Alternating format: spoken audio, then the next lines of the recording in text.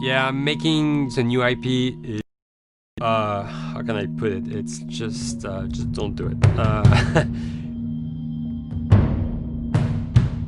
It's insane. I mean, it's a very difficult process. You have more questions than you have answers, especially when you come from like you've been making Uncharted 1 and Uncharted 2, just kind of like now like things are going, you just kind of like good momentum, and then suddenly that momentum like just drops, it stops.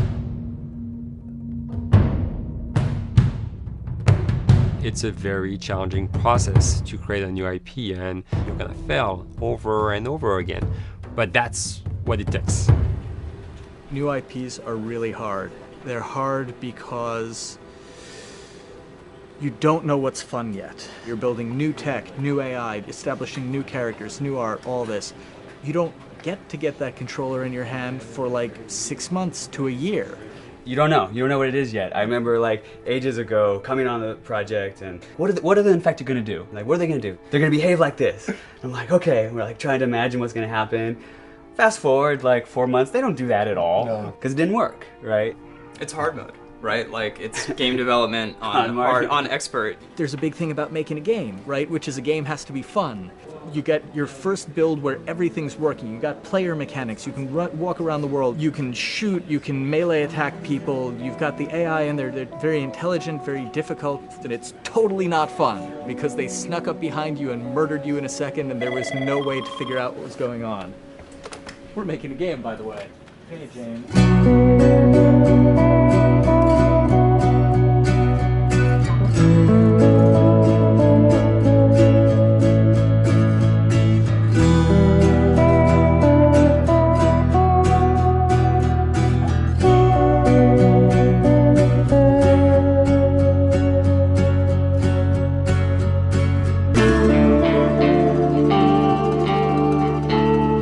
The company has grown quite a bit since I started. I think I was the 12th employee or something back when we got started, but we've tried to stay true to those smaller studio roots. I've been here for 16 years. There's just no reason to leave. I just like the environment here. It's very non-corporate. I think the way we work on Dialogue is kind of special because we don't really like hierarchy or bureaucracy, and no one is really just a manager here. Naughty Dog has a very flat structure. We pretty much all report to the co-presidents and the game directors. I always tell people when we hire them just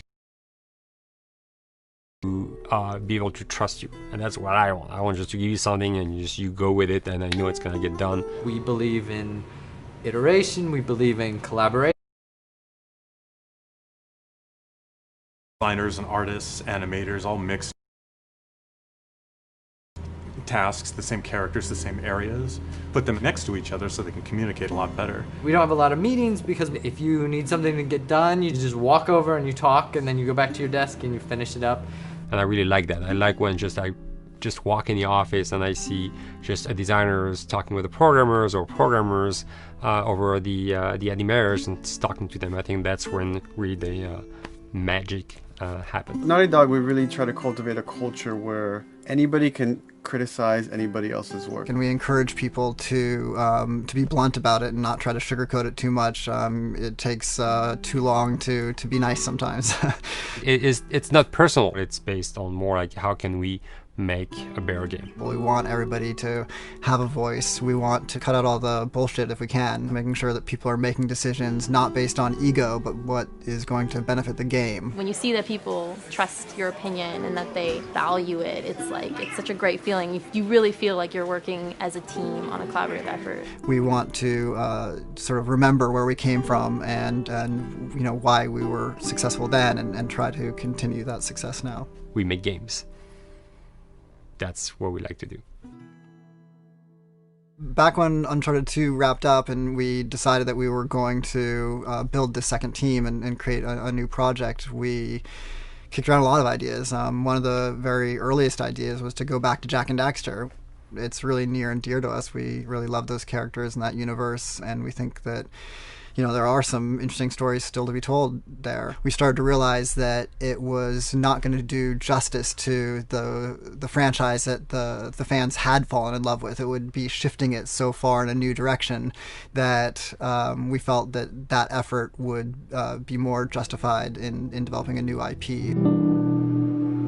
Neil and Bruce came to Christoph and I and said they wanted to do a post-apocalyptic game. I think the core essence of what they wanted to do, though, was to try to tell a story about two people and how their relationship evolves over the course of the entire game. That potential, oh wow, there is something very special about that game.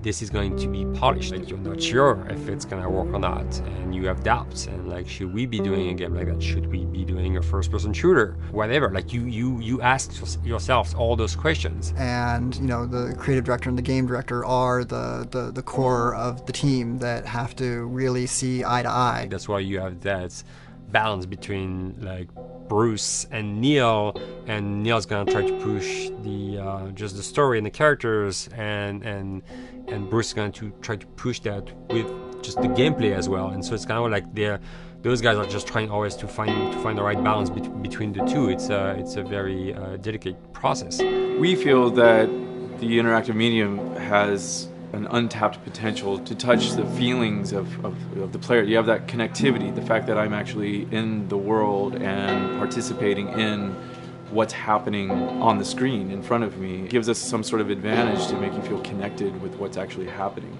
At Naughty Dog, that's what we're trying to do, is pair story and gameplay together. If we can make you feel like you're actually with these characters on that journey, and you're invested in those stories and those characters, then you're feeling, in theory, the same thing that they're feeling. As the story evolved and took different shapes and different forms, the thing that was always there was Joel and Ellie. And because of that, everything kind of grew out of that relationship.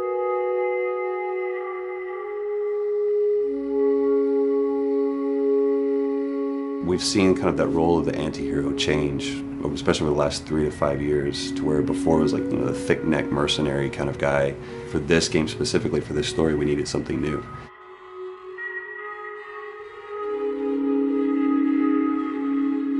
The reason we didn't want to make Ellie Joel's daughter, they didn't even know each other at the beginning of the story. Then we start from scratch. It's almost like the player has the same relationship to Ellie as Joel does.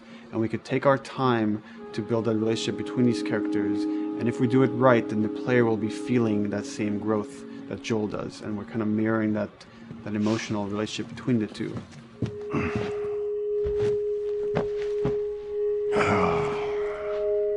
What are you doing? Killing time.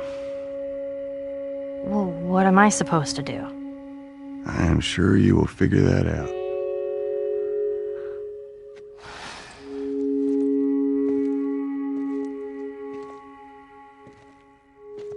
Your watch is broken. It's exciting that Neil wrote something like this, where he's like, I don't want to make the stereotypical characters. I want to make real people in this crazy situation and these forced to make decisions that are really tough. Like, what would we be like in those situations?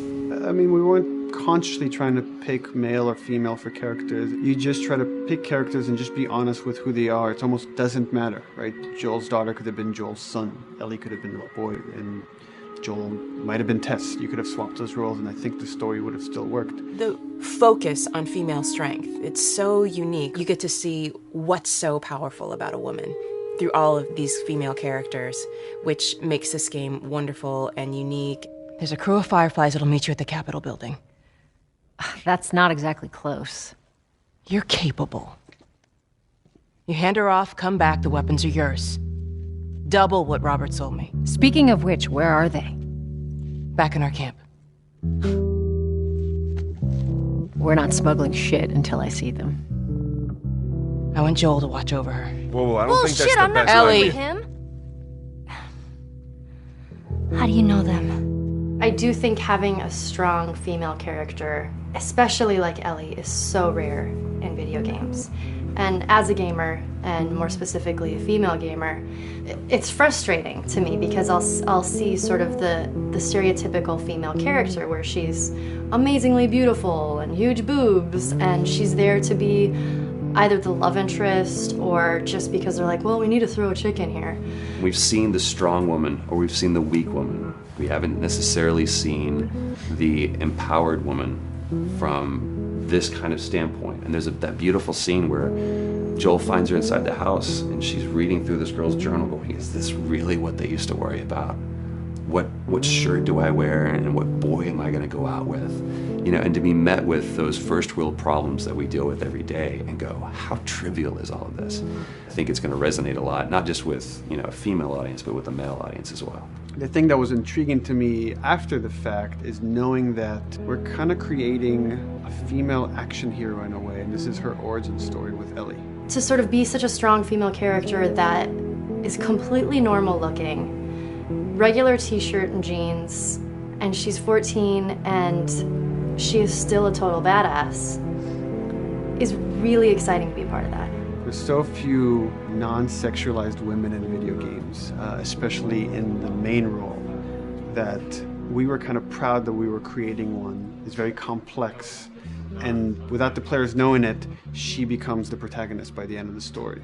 And that's why she's in the front of the box, and that's why we've been promoting the two of them together so much. Who's there? It is a dual protagonist game, and yeah, I guess I get nervous to think about it in that way.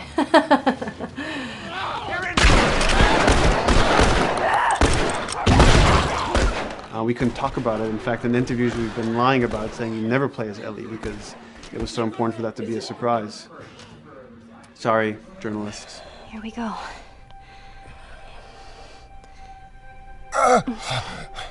Sorry. Hold on. That's it. The tone of the game was set pretty early on that we knew that we wanted to make a really grounded story. We knew that we wanted to make the player feel the sense of tension and dread and go through the same emotional roller coaster that Joel and Ellie were going through. One of the things we kind of struggled with is to say, well, if we want to really ground this world and make it so like realistic, maybe we shouldn't have anything that could be perceived as a monster. Maybe like by just having an infection that just killed people, and it's all about humans and how they deal with this post-apocalyptic society and how different people decide to survive. Maybe that would be enough. And what we realize is because we're making an action game, a lot of the storytelling happens on the joystick. And once we remove the infected, it's like all of a sudden now we can't tell the story through gameplay of what happened to the world. And that's where we kind of went back and kind of brought the infected back in, because it lets you see, once you're fighting them, the threat that people had to deal with that otherwise would just be very cerebral and people could talk about it, but you couldn't necessarily experience it yourself. In a novel that might work, in a game for us, in a specifically an action game, it didn't work. And from there, when we start kicking around those ideas, and we're just like, what would be cool just to play? The early inception for it really came from a BBC video we saw called Planet Earth, where they were talking about a cordyceps fungus. This cordyceps fungus gets inside of the brain and controls these ants, and mandibles start chomping, they grow up to higher areas, cordyceps fungus sprouts out, and then it germinates. And essentially uses them to spread its infection and take over whole colonies, sometimes wiping them out. As soon as we saw it, we were intrigued by the idea of, what if it jumped to humans?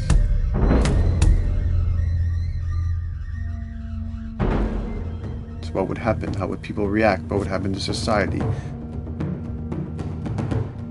As we're trying to develop the look of the infected, we went through so many different iterations, some that looked really alien and subhuman, some that looked just essentially like zombies, and we couldn't find like an original place for them.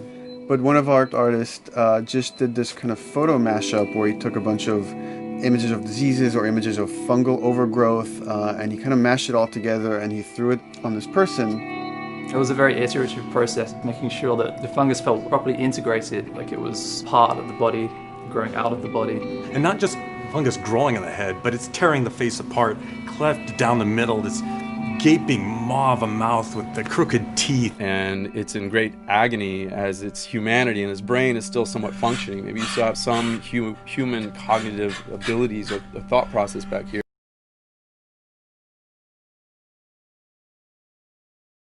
The fungus is always the focal point. So you can see from a distance, oh, this guy's infected. I can tell straight away. In fungus, they have these beautiful saturated colors, and we really like that conscious of this something so horrific that it's going to like stop at nothing. It's relentless force of death, and yet elements of it are beautiful. It's not just about gore. It's not just about everything about it being scary, because to us it's actually scarier when things on it are somewhat benign or somewhat beautiful. It was evident that we were onto something that was quite a bit different and something that we hadn't really seen before, which was eerily human but very disturbing. And it seemed so creepy and so unique that right away we gravitated towards it, and it's like, this is our base infected, everything should kind of come out of this look.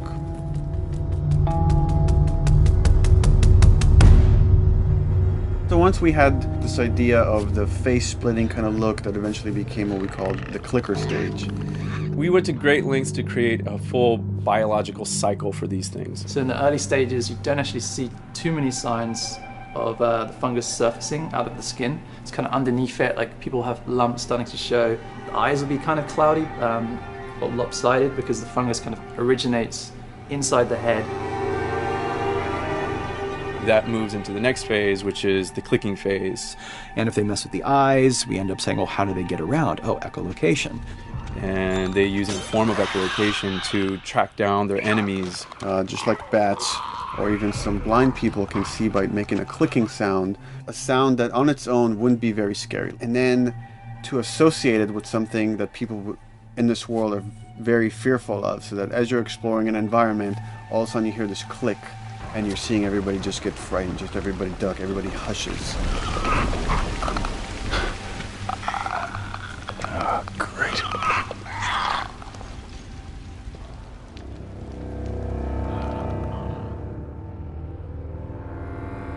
The bloater is the most severe of the stages. So large pieces of the body has been replaced by these kind of fungal plates. The fungus completely takes over the body and blooms. They're kind of covered in things that have been growing on them. Things like moss and like little life on life kind of. What the fuck is that? Oh, goddamn bloater! When an infected feels like it's going to die, it finds like a dark corner and it becomes part of the environment. The human elements aren't there anymore. And then the body is gone. They lay down and sprout and then spew spores. And if people can breathe those spores, they become infected as well. It all had to kind of make sense of how each stage flowed from one to the other. And that's hopefully how we've created a world that you can kind of look through it and understand the science behind it and say, I could buy this, I could get into this.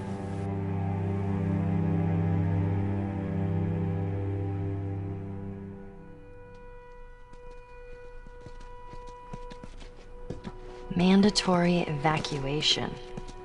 Evacuate to where? What do you think? Quarantine zone. See, some places got a heads up before the infection showed up. Most didn't. Over the course of Joel and Ellie's journey through this game across America, you find all these different societies, all these different enclaves, and you get to see how do they deal with the infected. Without the manifestation of this infection, you can't have these people making those interesting choices.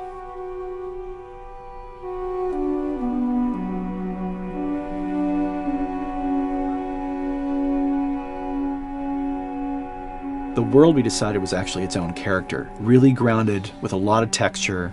What happens, after 20 years of the fall of man, when no one's taking care of anything. This book called The World Without Us describes in detail how much fighting on a day-to-day basis we have to do to keep nature back. And once you stop doing that, how quickly nature can reclaim that. As they talk about New York and how every day they pump water out of the subway system. That system breaks down within 2 days, a whole city is flooded. And once water gets introduced, then structures collapse pretty quickly. Trees will sprout and wind will carry those seeds over and gutters get clogged. And then when it rains, water fills up and then pretty soon you have vegetation growing over there. And once you have vegetation, concrete breaks pretty easily for when there's a tree and roots breaking through that. Even some of the stuff we did on Uncharted, exploration of how temples were ruined. What if you took those ideas and put them in Pittsburgh or Boston? And obviously right when that happened, you can imagine that being pretty terrible to look at. But you think about 20 years later, and with rainwater filling up those sinkholes and then those becoming like little marshes with lily pads in them. We had this wonderful piece of concept art we developed really early on, and there are all of these wild animals that have escaped from a zoo and over the past 20 years have bred, and now they have herds roaming these cities. And that's something that tells you that life goes on and this world is worth saving.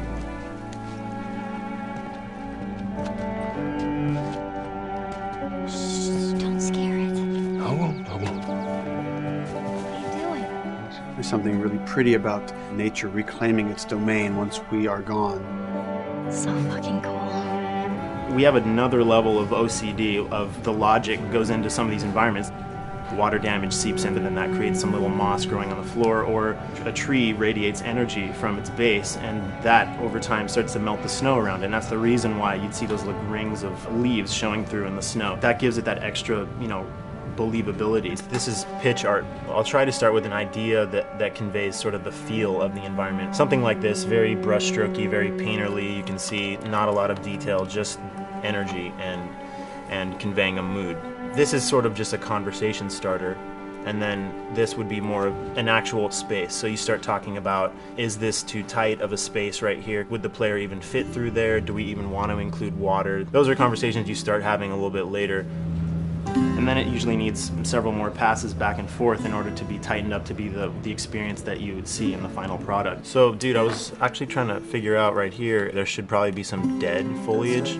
It might be cool to see some of the dead stuff around the edges of the green, or like even spilling out into the street. Maybe what we do is, in some of these areas, we use it as like a transition from the actual concrete to the side of the building. So like they're almost sitting on top of a bed of dead foliage, like that really rich kind of like orangey brown color. Sienna or something would be nice. Something real cheddary. That's how you know you're done. The end product often ends up being stronger because that bouncing back off somebody else gives you a result that maybe you wouldn't have even thought of in the first place. All right, here's the bridge. That's our way out of here. As far as concept art goes, definitely the ultimate goal is just helping everybody as much as possible. Me and the background artist will work together. I'll often just go to them because they've got like a really, really good like visual imagination. At some point, you came in almost like flat on. So that's kind of good because the bus station is right in your peripheral view, and you're probably going to enter the bus station. You're probably not going to get lost. But it doesn't at all utilize this cool architecture here, like the bus station sign. Like that's a really distinctive silhouette, and it's a really interesting sort of architectural detail. So we changed the entrance. Look at that. Another city, another abandoned quarantine zone. I think it's a better composition anyway. It's not so like symmetrical. And I think that was done so that this sign read better. If you didn't see the word bus on it, you might not know it's a bus station. So I think that helps. Everything we're doing in the environments is relating back to what you should be feeling in the story or what's happening to these characters. So is that everything you hoped for? Jury's still out. But man, can't deny that view.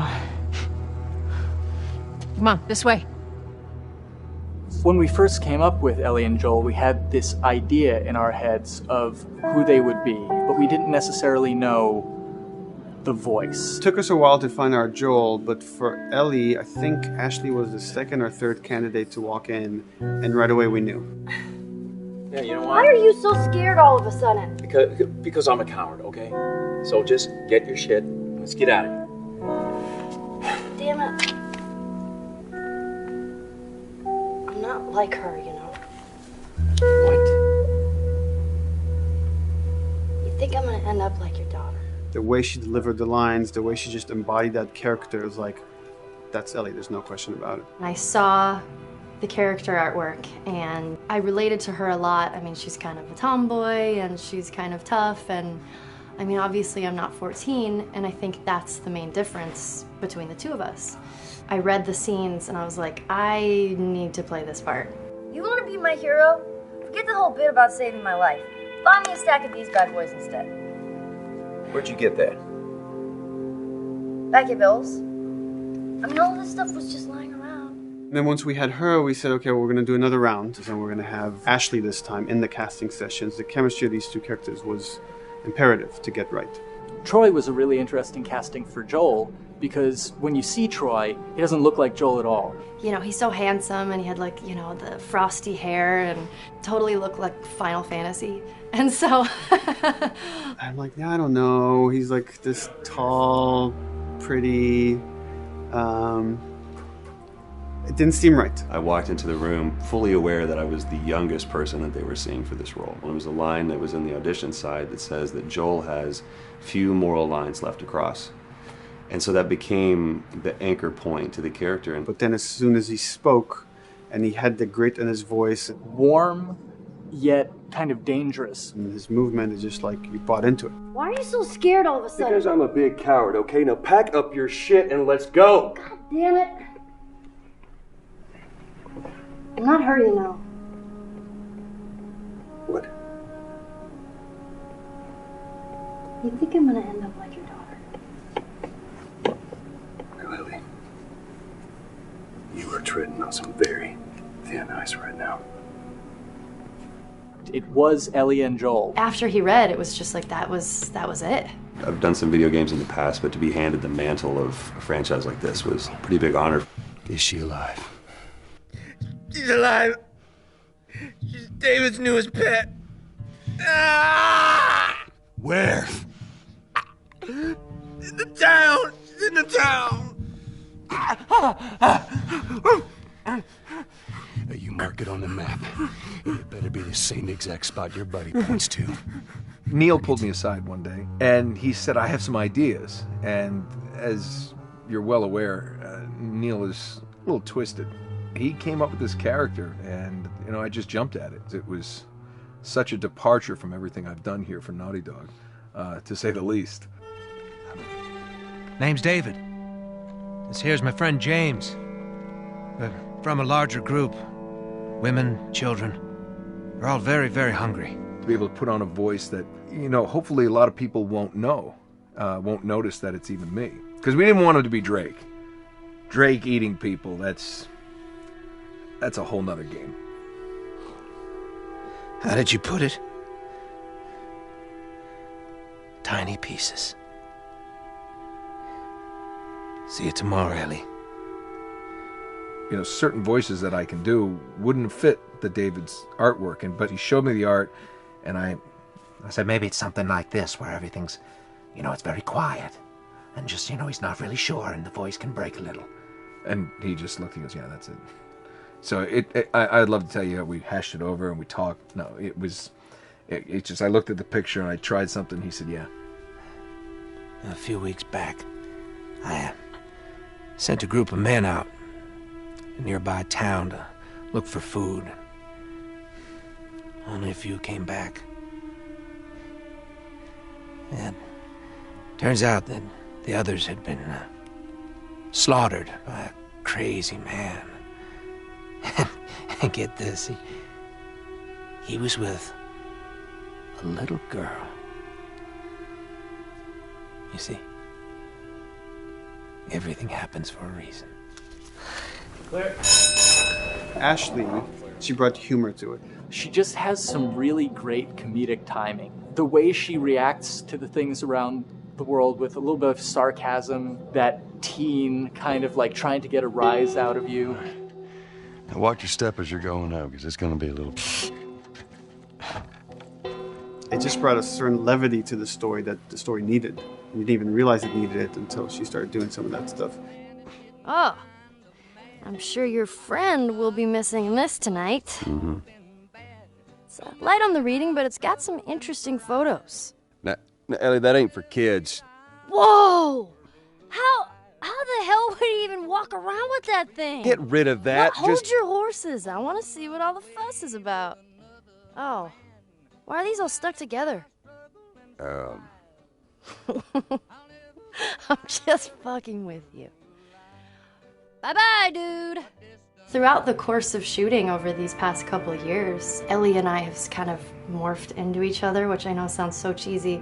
Neil always asks, he's like, well, what would you do in this situation? I think the most important thing that Ashley brought is a sense of capability to Ellie's character that wasn't there in the beginning. The very first thing we shot involved her being pulled out of a car and attacked, and Joel was supposed to go save her. It was written that Ellie sort of was just kind of watching on the side, just waiting till he was done, and I was a little frustrated because I was like, well, if this were real life, I would do something. We did a couple takes, and at some point she walked up to me and she said, I feel like I'd hit him. So we added in a part, like, you know, right there off the bat, she's not just this damsel in distress. Right there, she wanted to fight back from her very first day of shooting. We didn't have it right initially. She needs to be more capable than initially we thought she would be, and actually that made us go back and rethink combat and rethink a lot of the areas in the game, and now she was going to take a much more active part.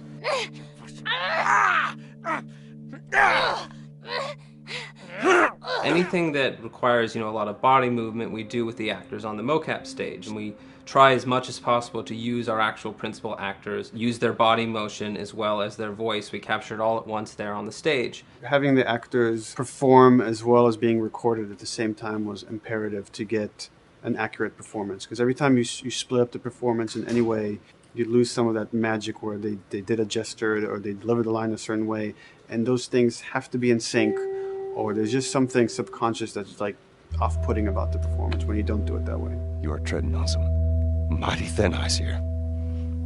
I'm sorry about your daughter, Joel, but I have lost people too. You have no idea what loss is. Everyone I have cared for has either died or left me. Everyone fucking except for you. So don't tell me that I would be safer with someone else, because the truth is I would just be more scared.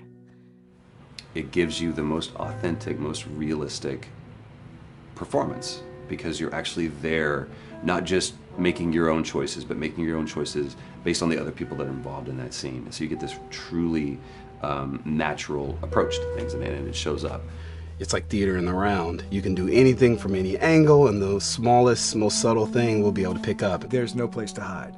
So you have to be as prepared as possible, because you have no idea which moments they're going to use. There are these little improv moments and, you know, little nuances that you get that probably isn't scripted, that just comes out of play, you know, while they're performing. That mistake that is just blossomed into a really good idea. Did we improv on The Last of Us? Yes. Yes, we did. Doing this was a whole lot like being 5, playing in the backyard with a stick, you know, and this is my machine gun, and, you know, and a pine cone is my hand grenade. It's all your imagination. I'm doing the exact same shit that I did 45 years ago. I just get paid for it now. We square. We're square. And get the fuck out of my town. I don't do a lot of voiceover work, so for me it was nice to be able to work off of your other actors. I can't imagine it working any other way. I'd never done mocap before. I didn't know what to expect. The suits were crazy. Yeah, the suit gave me wedgies. Like, deep wedgies that I had to pick out with my middle finger. Too much information. Just how damn sexy I look in a motion capture suit. I look like 10 pound of sausage in a 5 pound casing in that thing, man. Once you get past the fact that like everybody else and you look like weird clown people with these little dots and stuff, once you like give over to that, it really was pretty easy to make it just feel like you're in the moment and in the scene. So everyone that was on this is a slam dunk. This isn't just another gig to them. And that creates a really cool energy for people to really start experimenting and playing jazz. Floor is yours. And action.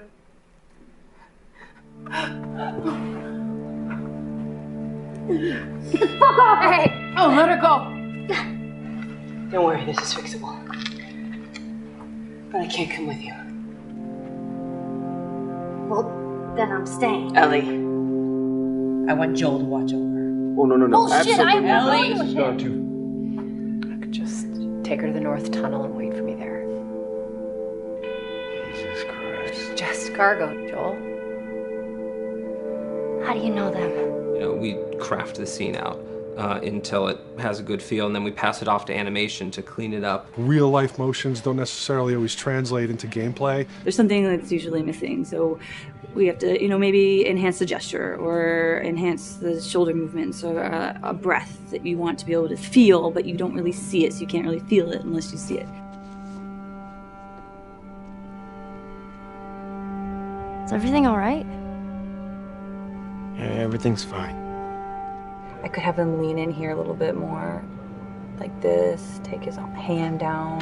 When they're on stage, they don't necessarily have windows, so that weight of like really pushing and leaning in, it's something that we would have to accentuate. Give him a little bit more weight on that turn, or put his head down a little bit more. There's a lot of dialogue that gets said between the two characters. We have to bring that alive through animation, and we have what we're using as gestures. Why would they mow down all these people? You can't let everyone in.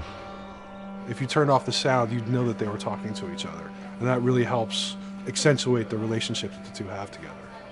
We have certain animations that play in the beginning of the game on Ellie. She's traveling with Joel, who she doesn't really know. There's a lot of gestures to make her look nervous, just her overall stance. Later on in the game, they develop a relationship through the animation, not just the dialogue. You can see that she's more comfortable around him. If that reads well with the player, then, we're doing our job.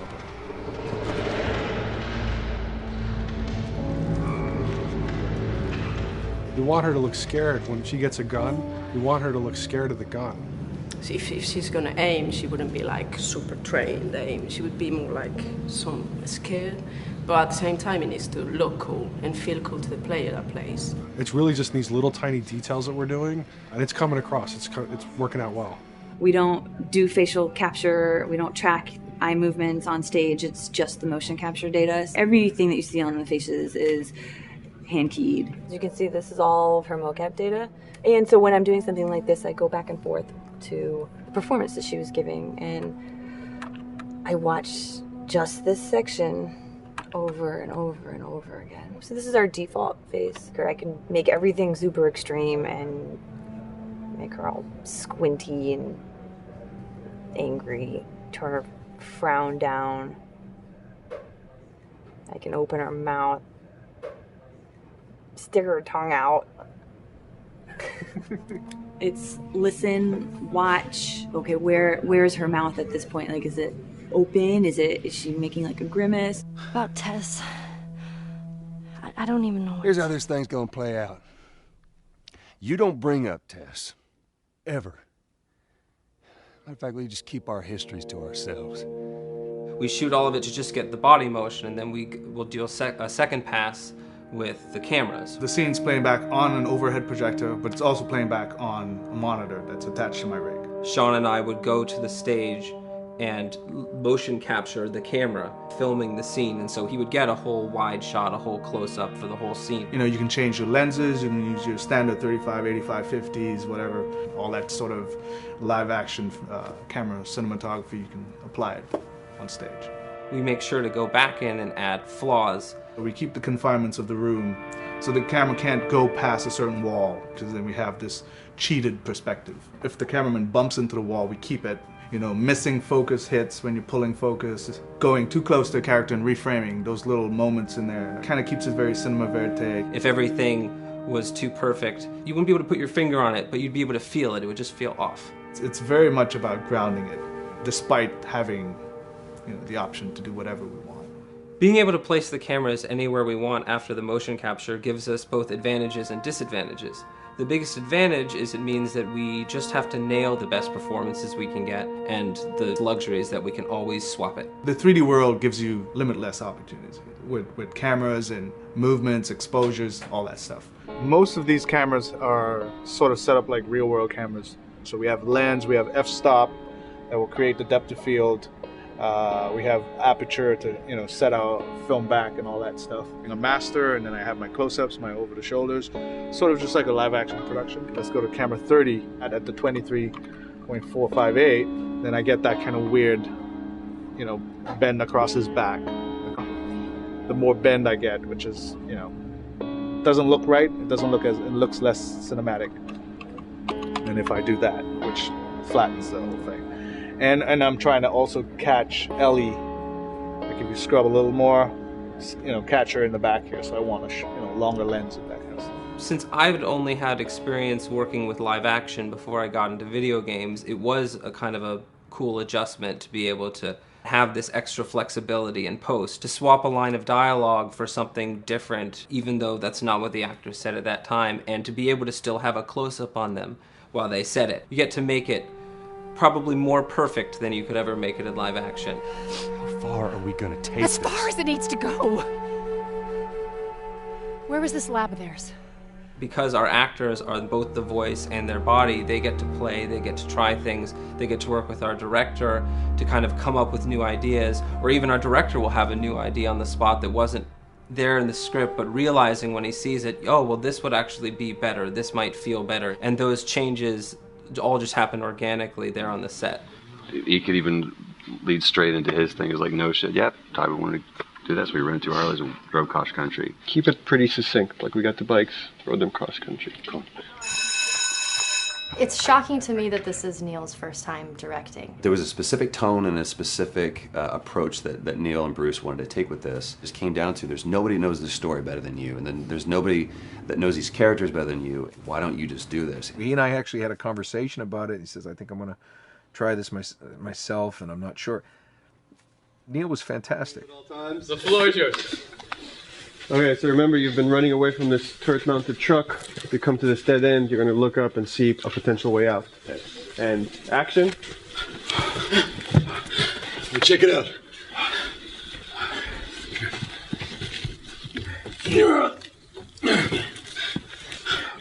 I mean, his writing is honest, and it's dangerous, and it's natural. And I love his economy of words. He doesn't hit everything on the nose, so it leaves it open for you to interpret and bring some nuances and things like that. The entire process is collaborative, but really it's led by Neil's willingness to change and flow and decide something doesn't work, fix it right there in the moment. And it is something that's very foreign to the way that TV and film is done now, where everything has been micromanaged by the time you get it to the table read, and no one wants you to change anything, and everything's very precious and has been rewritten with notes from 20 people in suits, and you can't do that just anywhere in entertainment these days. Yeah, I want to make sure. I think I swung too far over to this way, and now it's a little bit of making jokes about it, and I need to bring it back to center a little bit. There's one scene in the game where we see Joel not as a ruthless survivor, but as a father. I knew from the very beginning that he was going to lose his daughter, and I just told Neil, I was like, when that day comes for us to shoot that, I need a heads up. About a week before, he said, it's time, we're going to do that scene. I was like, okay, because I knew that I was going to have to go to this place that you don't really want to go to as an actor. You want to find some aspect of reality that you can empathetically draw from, Troy and I were both kind of just like walking around for a while and just kind of getting into the zone, and well, my grandpa died when I was 8. He was like my dad, and so that's always what I use to get into that place. I started recalling all those memories and starting pulling up all those feelings, and they're just right underneath the surface. When I walked back in, everyone realized that something was different. They kind of calmed down, You could feel the energy just drop a little bit more. It was brutal. I lose my shit. I mean, just completely break down. Don't do this, please, God, no. Oh, God, no!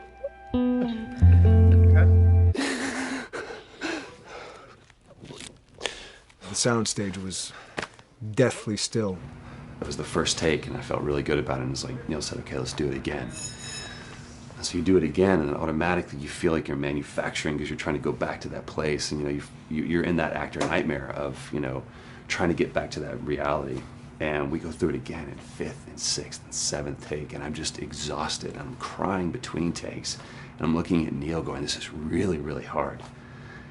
And finally, after the 8th or 9th take, he said, all right, I think we got it. I was like, oh, thank God. And I went outside, and I was just jacked up for the rest of the day. I mean, a wreck emotionally. But we got it. Then 2 weeks later, he calls me.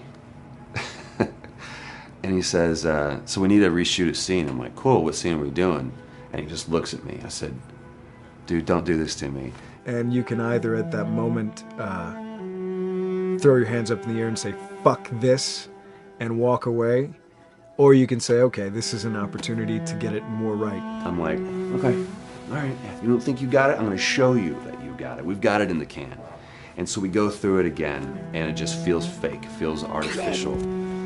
And Neil goes, go through it again. We start doing it again, and I'm getting madder and madder with each take. And finally, about the fourth take, Neil comes over to me, and I love him so much. He goes, so I'm picking up on some resistance. I was like, you're damn right you're picking up on some resistance. We've got this in the can already, and we're just wasting our time, and we're wasting all this effort and energy.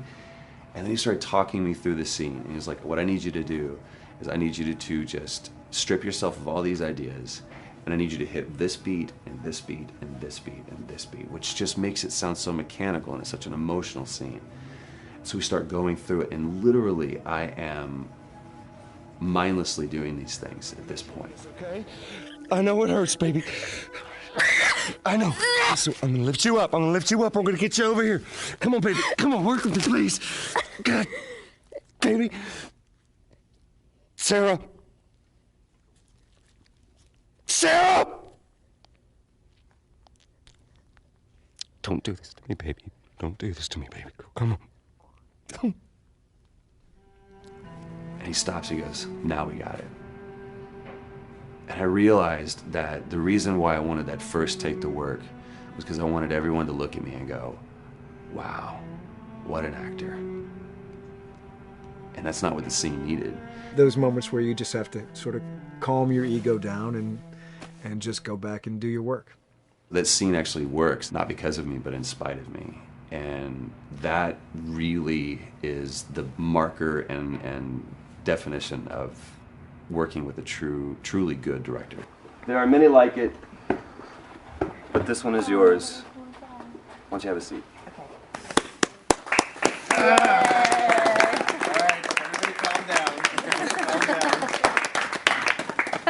Thanks, guys. The director's chair. Working on the project, we knew we wanted to have a pretty minimalist soundtrack. And we had a folder where we just throw music in there. Looked at the folder one day and we saw, we have a lot of stuff here from Gustavo Santaolalla. We're looking for a composer. What if we reached out to him? Oh, no. Sarah.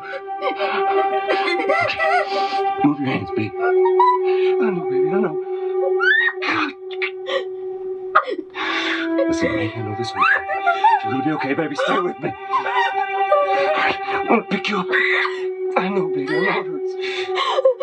Come on, baby. Please. I know, baby. I know. Sarah. Baby.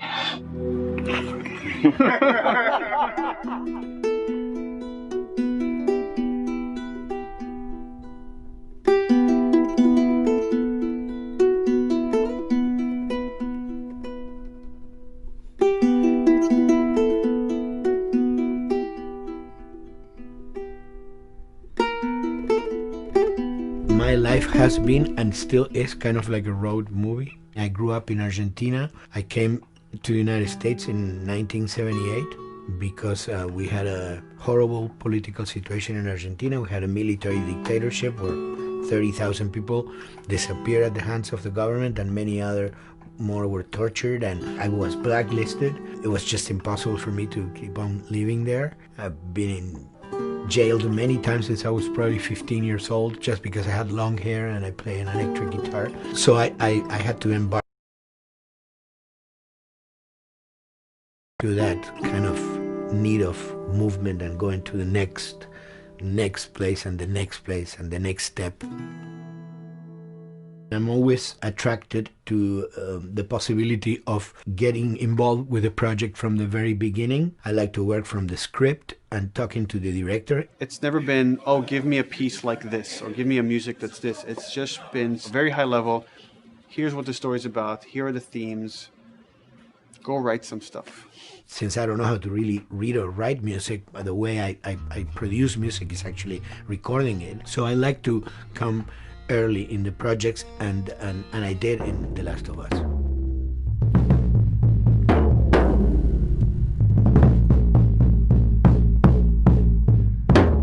one thing that was fantastic from the very, very beginning was the freedom I had to try and to do whatever I felt could work, you know? As the story was still being written, you could listen to this piece of music and just get a sense of where this needs to go tonally, because the music was still inspiring the story. So that was the great thing of having the music written so far in advance. You know, at the beginning, I mean, I was going really out with some things, and sometimes some of those things were the ones that they liked the most, you know? So I really felt very motivated to work, and I enjoyed immensely working. It was this very organic back and forth experience where one element was inspiring the other and vice versa. I needed to go into some more dark places, more textural and not necessarily melodic.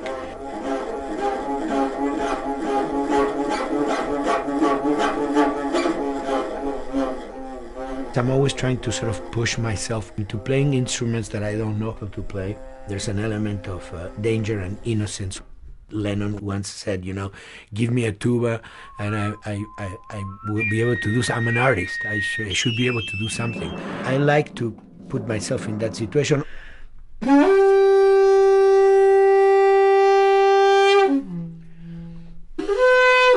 So these are just PVC pipes, the one you use, you know, in construction.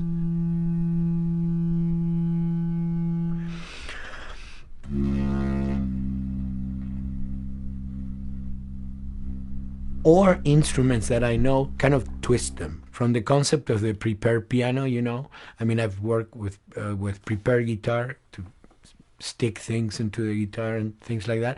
And also in The Last of Us in particular, I work with a detuned guitar. So I really tune the guitar extremely low. And the result is, you know, strings that are very loose and will produce not only sound, but produce noise. Because I believe, you know, every environment has its own sound. We have in our, you know, small studio, we have actually the possibility to record almost anywhere, including the bathroom, and we have done some fabulous recording, especially in the kitchen. When you score to picture, which is something that I don't do, then you know what you're going to expect. But when you provide people with music, like I've done in all the films that I've done, and then you see it, how the director decided to use that, you know, in what particular way he uses or where they edit it, it's always fascinating to me. I watch a scene and I'm going, you know, it's fantastic how they use this piece. I would have never, of all the music that I've done, probably I would have never used this piece there, but it works, you know, great. So I like that feeling of collaboration.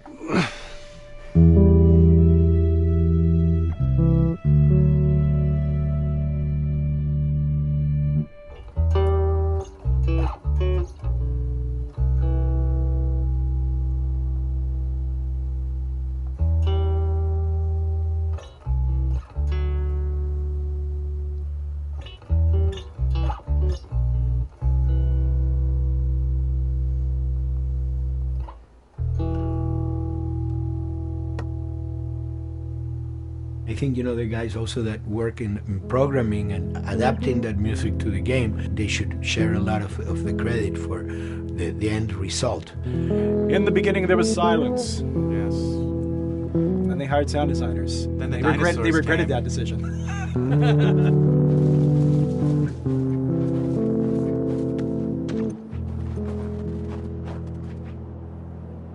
Hold it steady. Ha! Got you! In a much quieter environment like that, we really had to fill out the soundscape with much more natural sounds, much more detailed, delicate sounds. The tension comes from the lack of sound, in a way. Your brain is thrown off because where I expect to hear buses and crowds, all of a sudden I hear wind and leaves rustling. Again, it's creepy and beautiful at the same time because it's almost like I'm going on a hike, but I'm in a downtown area.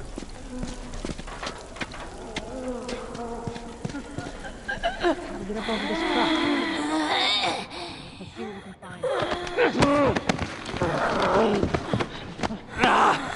So Neil, I mean, we were going through the iteration, so he just did not want, like, yells and screeches and what he called kind of witchy qualities, the cackling witch. He didn't want anything like that. It was a little bit of a head scratcher to figure out, okay, how do we make it sound human but not human? Yeah. We really did not want to use any animals. We wanted these all to be human.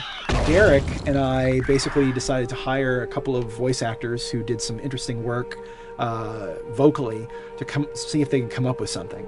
And we worked with this girl, Misty Lee. She started giving us these really great screeches. And that's no process. Yeah, that's just her voice. And it started going into this little click. We also used a little bit of Phil's voice.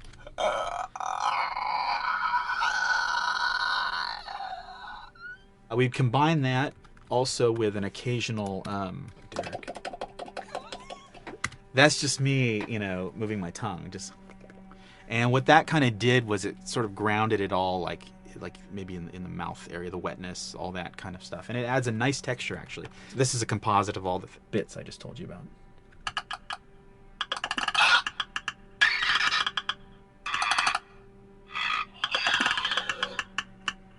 Sounds like a Snapple bottle. Oh, the lid? Like the lid, yeah. Hey, that's a good idea. Fuck, where were you guys months ago? Why did we think of that? Why did we think of that?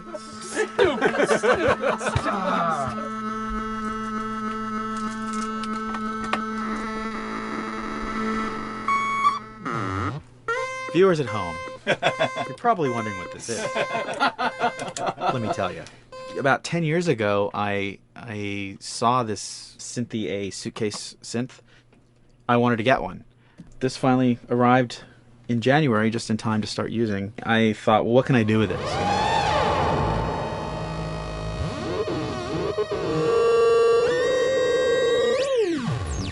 In Lakeside, there's a whiteout that happens, and this thing has a noise generator, which gives really convincing wind sound.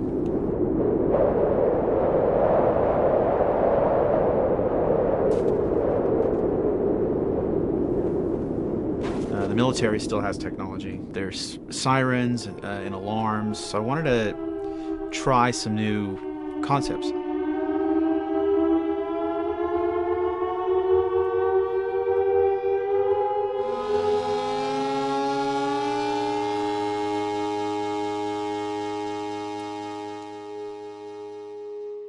Man. What? Nothing, it's just... I've never seen anything like this, that's all. You mean the woods? Yeah. Never walked through the woods. It's kind of cool.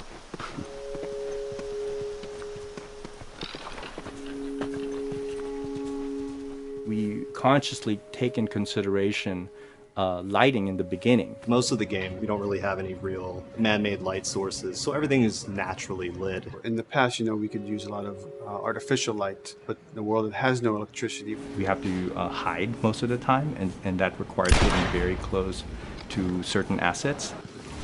Just stay back.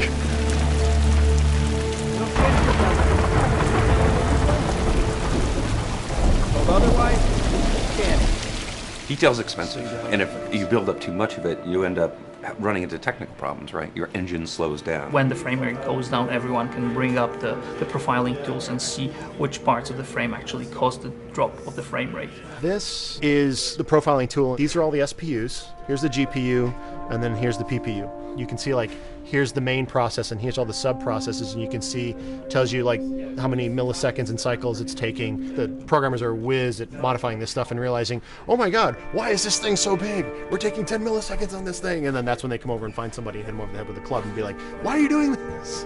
I love, we put the 30 frames per second goal because that's what we shoot for. Someone nicely put the 60 frames per second goal. It's like, yeah, we're not going to hit that. Lighters usually can come up with different lighting setup that still looks great, but is less costly in terms of performance. Did you talk to the character artist about her hand?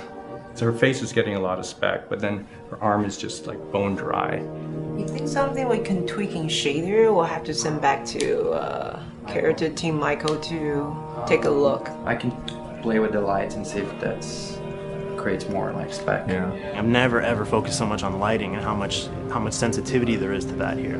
One of the first lighting scenarios I had to do was like 7 a.m. like overcast. And I'd like wake up early and like take photos with my phone. What color are the shadows, what color is the light? It is a master's course unto itself of how to deal with ambient lighting because I've never had to use it so much. Man, this is kind of sad. What is? All this music that's just sitting here. No one's around to listen to it. I don't know. It doesn't seem right. All the characters cast soft shadows onto the environment. Even when there is no direct sunlight or no direct light sources, we still have nice fuzzy shadows.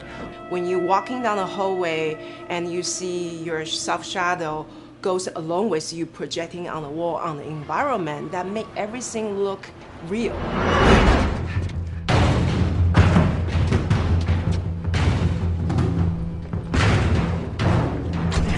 Follow me through here. Okay. The flashlight brought a whole new spin on it. So some of the environments end up being really, really dark, and you need the flashlight to get around. Give me a hand. We want to have the environment be really dark, but also at the same time have colorful surfaces that are sort of hidden, so when a flashlight hits one of those, it bounces off onto the ceiling. If you shine a light on a red wall, it will bounce the red lighting on the whole environment. And it's very difficult to do, very expensive, but we did it. Everything should have a bounce lighting, otherwise the world is gonna feel dry and unrealistic.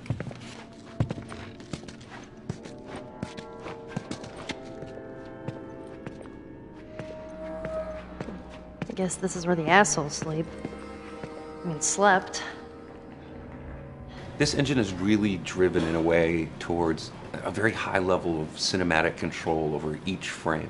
And hopefully, if we achieve our goal, you'll see it is beautiful. There are these truly beautiful moments amid all this chaos and destruction. Yeah, once we're done with this whole thing, I'm gonna teach you how to play guitar. What do you say, huh?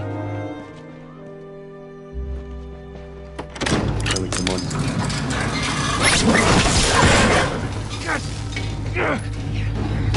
I got you. Damn it, Bill. What just happened? One of Bill's stupid traps. There, that fridge, it looks like that's a counterweight. Okay. The story really dictates sort of the arc of the overall pacing.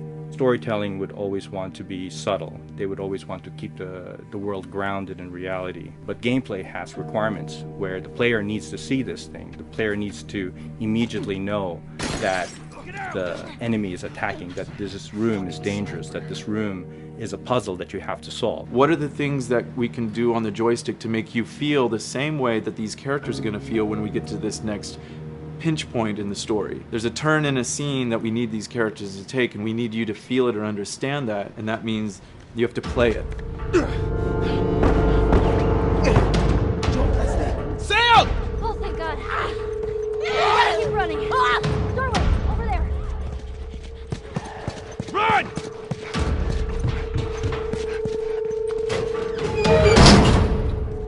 We really want to make sure that there's that contrast between the negative space and then the high tension spikes.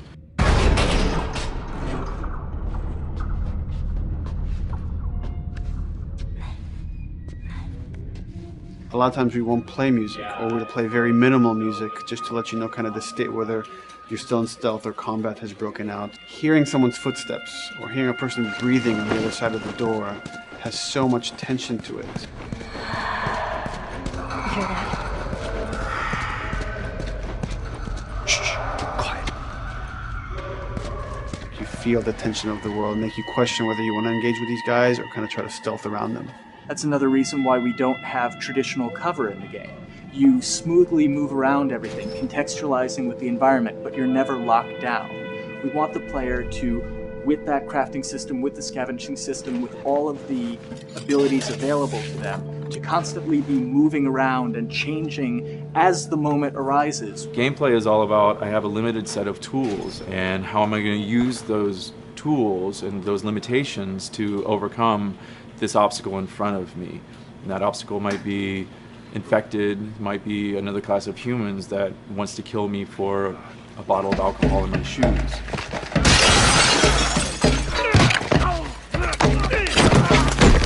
It was important for us that we don't underplay the violence, because then the threat doesn't seem as real.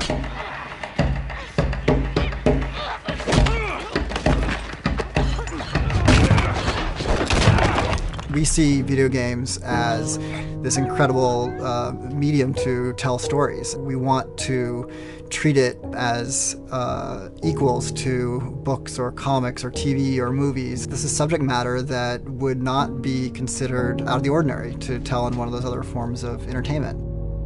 Fucking hunters. See, this could have been us. And why they're behaving this way, because it's so brutal. And at the same time, we didn't want to make it so over the top, stylizing it, so then it doesn't become as real. It was important for us actually to hit that middle ground where it's kind of disturbing. That glint that's happening on that curvature, it'd be good if there was a way that we can guarantee that from this angle, we're seeing it. It seems but really it's flat. Overall too bright and opaque. Yeah, looks like paint. Yeah, see, the blood on the ground works really well. It's something about the other shader is messed up in this environment. We got to fix that to unify the look. Shouldn't make you giggle or laugh or any of that. You should be kind of appalled by what you have to do, but you understand why you're doing it.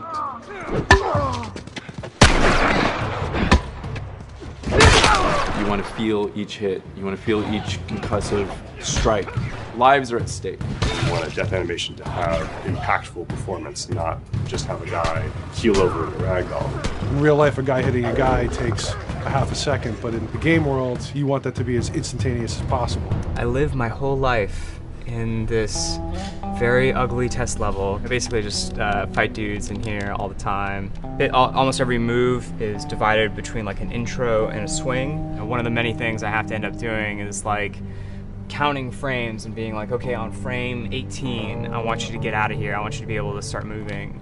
Every hit reaction that an NPC plays, they are not necessarily in the correct pose. When you strike them the next time, we just pop them with a 0 frame animation change, which is usually kind of a no-no, you know what I mean? Normally you want characters to blend smoothly and realistically into animations. But what we found is that you can cover that pop up with a heavy impact. They can go from almost any pose into the pose that the impact starts from, and your eye just covers up the transition for you.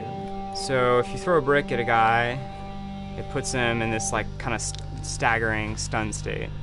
And that changes the moves that you do when you come up and punch him. So now I'm gonna come up and punch him, and now when you're punching him, because you've hit him down, you get this like auto aim moment where you get like a free headshot. I try to make it so that, you know, if you kind of know what you're doing, that you can set yourself up for 1 + 2 = 3. Right here!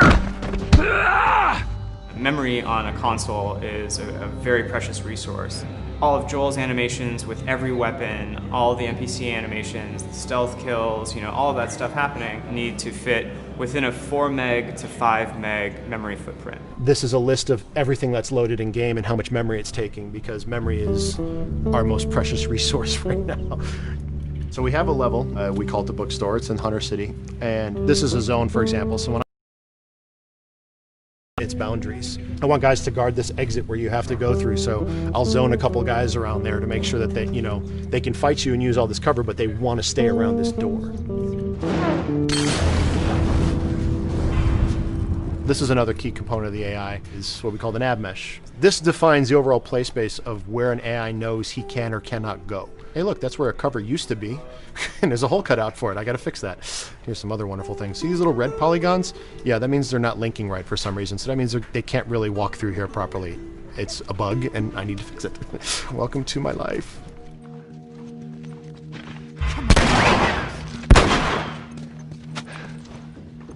Hey!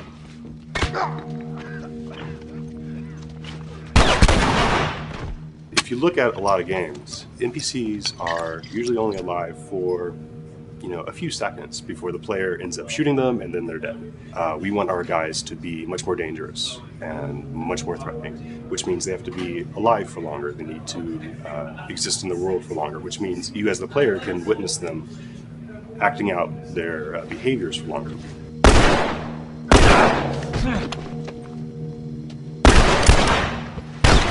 So we've been working really hard on our AI systems. Back of the box, biggest bullet is going to be like AI.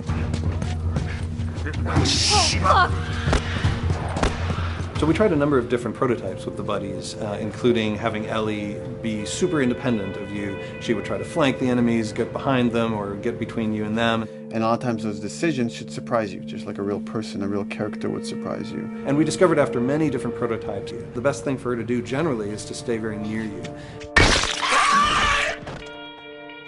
You need the exploration, you need the scavenging, you need something to say like, okay, if we just crank it to 11 the whole time, then it's pinned up there and there's no time to breathe, no time to assess or analyze, and no time to really contrast. There's no way of shifting the pacing.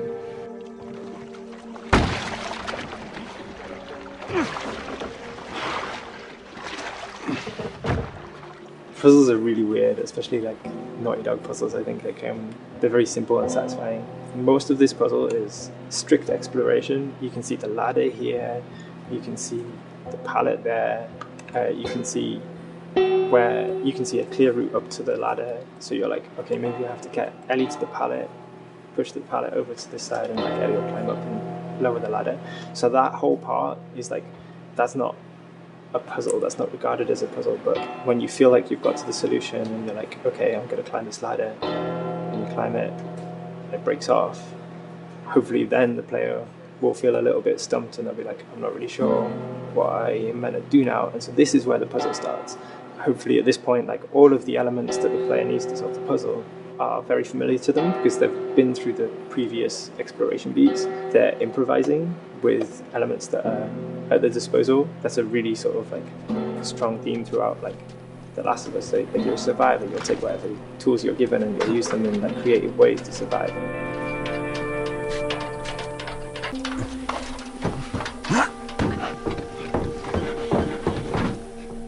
We set out to create something kind of new to Naughty Dog, this crafting system. Our lead designer, Jacob Minkoff, he got this book of like the survivalist handbook and homemade munitions and all sorts of funny stuff. Just start reading about, okay, if I was just wandering around in a collapsed society, this world, what stuff that seems like I could find? Alcohol and sugar, you know, if you want to make a smoke bomb. It's difficult to balance the right amount of resources against what you think the player's going to need and making sure that the player feels like they're getting just enough to survive, but not too much that they feel like they're a powerhouse.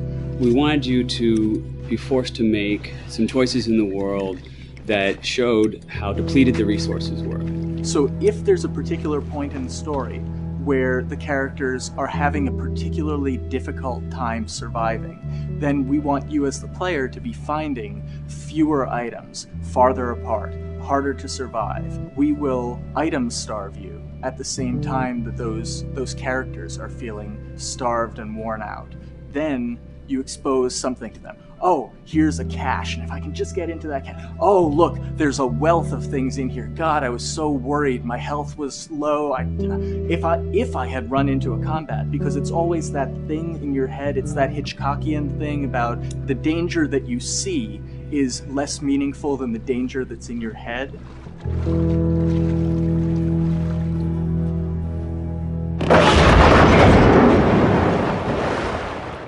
When we're designing the levels, you know, it's nice to have the stuff that we know people are going to encounter. You know, we kind of call this some of the critical path stuff. These are the things that 9 out of 10 players are going to find. They're right in the way. It's where you have to go. And then whenever designing a level, you want to have that little nook and cranny, right? You want to reward the player being like, oh, you went over here. And then you also want to have that other second nook and cranny.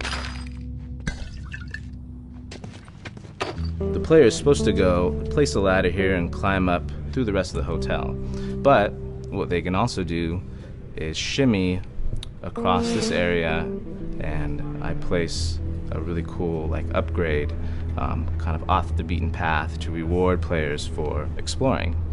So if they come all the way over here, they're going to get this really cool training manual. It's a funny little bit of trivia. The HUD system, not the menus, not like when you hit start and stuff, but the actual HUD system where you see the reticles and stuff, was literally created for an E3 demo early in Uncharted 1, and that's been our HUD system, the foundation of our HUD system for the last 4 games. First time in Naughty Dog's history, we hired Alex.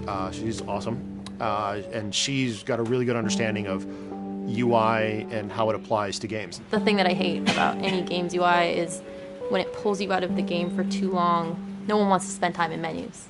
Nobody loves UI, if we're being honest. Like, weapon slotting has probably gone through more iterations than any other system. The stuff that we finally ended up implementing, you press select, you get into this menu, then you D-pad left and right through the slots, and then D-pad up and down will change the weapon, and then just, you don't have to press X or anything, you just select out of it.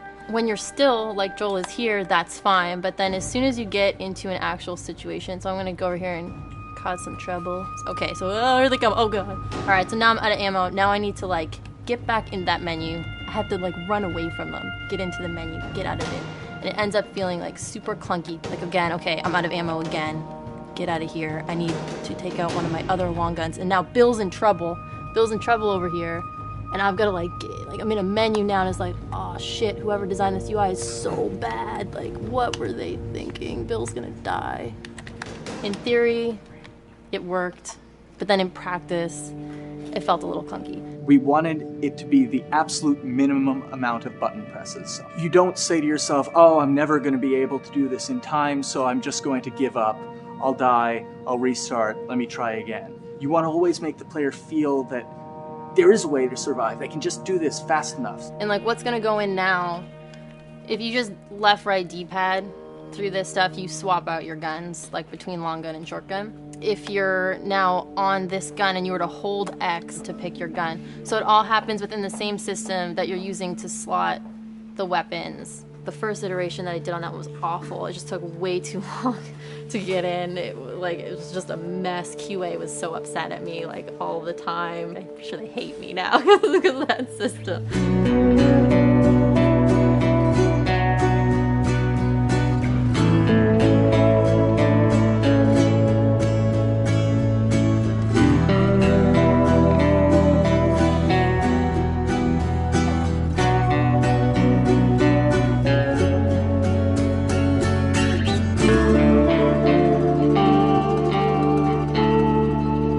I think the way the industry is kind of maturing and changing in general, you're seeing a lot more focus and importance on refinement and polish. So having internal QA really helps. The industry is kind of changing from QA being this like tighten up the graphics on level 3 bro kind of vibe to like really being a more technical, mental investigative job. On the publisher side, it's more reactive towards the code being delivered in a stable, controlled environment. Whereas on the developer side, especially at Naughty Dog, we are going beneath the art and the design. We're given enough weight where we can go up to somebody and be like, look, you have to fix this. Why? Come over, I'll show you. That kind of feedback, I would love to be able to say like, that was us, but it gets so diffused throughout the iteration process that you're just kind of like adding your I guess like genes into the gene pool and then just seeing what happens, you know what I mean?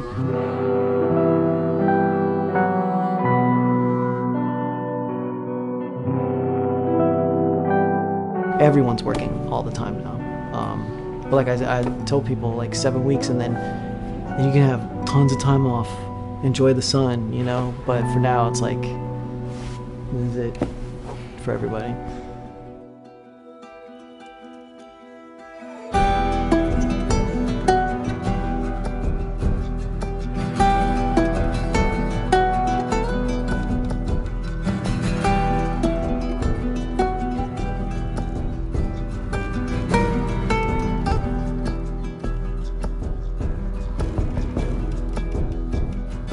Crunching is part of making games. I feel it's human nature, right? If I'm gonna have a guest at home that's gonna come for a couple of weeks, I'm probably gonna clean their room just the day before they arrive, right? And I think it's the same thing. It's just like everything comes together at the end. I personally enjoy crunch. I think you get this like absolute laser focus because it has to come together. There's a camaraderie that also comes There's a camaraderie, totally, yeah. The vibe is everywhere, you know what I mean? Everyone's kind of like giving it 150% at this point. We're getting there, right? You start to get these glimmers, and I don't think anyone who doesn't make games realizes how late in the process you get those glimmers. 1 week before we shipped that press demo, we're all like, this kind of sucks. what's going on here? It's like, we need to dig down and find this. And in 1 week, the fun came together. Like you're shooting at a guy and then somebody flanks you and you hit him and you avoid the other guy who's shooting you and then you flank and go behind cover and you're like, oh, that 5 seconds in that 15-hour game was really, really fun. How do we make that 5 seconds happen thousands more times? My favorite video game is making video games. It is as challenging and as complex and as interesting. If we had to like try all the things that didn't work, what's hard about Crunch? It's like marching through that swamp of it not working. I mean, nothing's ever really final because you can always make something better. Always. So we're constantly changing and constantly reiterating and trying to make it better and better and better pretty much until we ship. As an artist, you're never really happy with your work. You could be given like 100 years to work on something, you'll still find things to nitpick and things to fix. Yeah, you can work on the game for 10 years and you'll still be crunching at the end. So it's like, okay. All of a sudden, it's like getting ready one morning in the shower, and I was just like, oh yeah, I'm about to ship another title, and this is going to be a really good title, and it gets you excited, and you're like, all right! Do I think the game's gonna be good? Yeah, it's gonna be awesome. I think it was good a little while ago, and now we're gonna make it extra kind of good. amazing. Yeah. What it will take to get there in these next 5 weeks is gonna be a lot. I'm excited. I have faith. Every time we're shipping a game, it's terrifying. You just hope for the best. You don't know, right? I mean, people have different opinions. We have to go with our guts, and I trust the team just to pull it off. This, hands down, is the hardest, most challenging thing I've ever done. We sweat a lot, and we worked a lot, and we all went home tired, you know? But I think that's you're gonna see that on the screen. I think that's gonna pay off. Ellie? Ellie? What? The ladder. Come on. Right. After David, Ellie's visibly distant. You could have done a cutscene to show, hey, you're being very distant, and she's not responding, but to also do that in gameplay, to where it's something that you've done just countless times throughout the game with, you know, let me boost you up here, get the ladder, bring it down so we can do this systemic thing, and the character responds with that, and you have to actually go over to her and go, hey, come on, the ladder, we've done this, let's do this. It's a subtle choice. Like Bruce and I talked in the beginning, is like we have these mechanics, how can we exploit them in a narrative sense? And that's one of those opportunities. I just think it's incredible that happens in-game. It's not a cinematic, you know, it's something that adds weight to that controller when they're playing. Wow, so good! Let's go eat. Let's go eat.